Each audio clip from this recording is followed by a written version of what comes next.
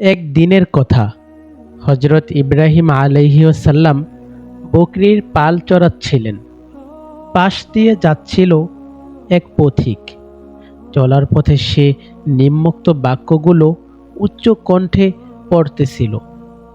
বাক্যগুলো হলো, আসমান জমিনের অধিপতি পবিত্রতম, সম্মান প্রতিপত্তি শ্রেষ্ঠত্ব ও মহত্বের অধিকারী পবিত্রতম, অর্থাৎ তিনি আল্লাহ রব্বুল আলামিনের প্রশংসা করিতেছিলেন।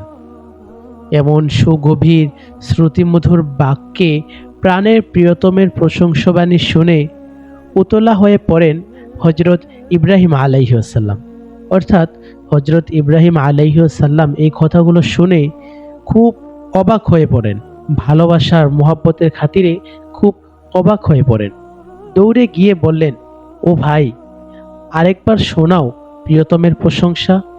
লোকটি বলল, শোনালে বিনিময়ে কি দিবেন শুনি।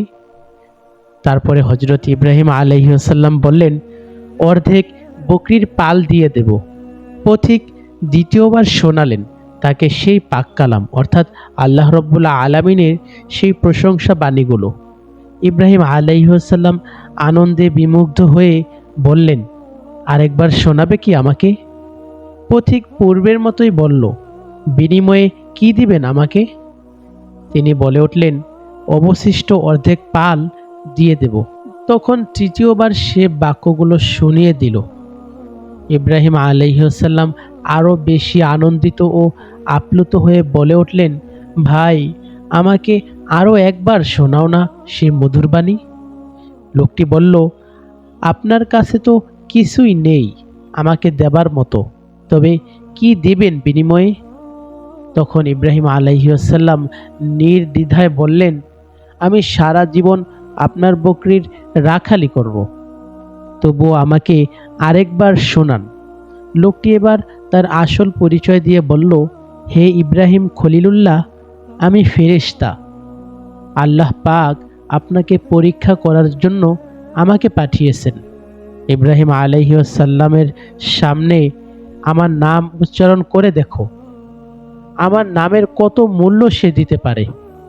তো বন্ধুরা, এই গল্পটি থেকে আমরা এতটুকুই শিখতে পারি যে হজরত ইব্রাহিম আলাইহিসসালাম আল্লাহ তাআলাকে কতটাই না মহব্বত করতেন, যে আল্লাহ তাআলার প্রশংসা শুনে তিনি তার সমস্ত বকরি তো দিয়েই দিয়েছিলেন, এবং কি বকরির রাখাল হবার পর্যন্ত নিয়ত করে নিয়েছিলেন।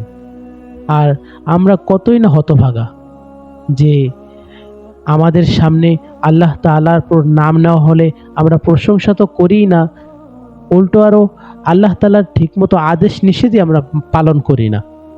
তো বন্ধুরা, আমাদের উচিত আল্লাহ তাআলার আদেশ নিষেধ পালন করা, নামাজ রোজা হজ যাকাত ঠিকমতো আদায় করা। তো বন্ধুরা, ভিডিওটি কেমন লাগলো তা অবশ্যই কমেন্ট করে জানাবেন।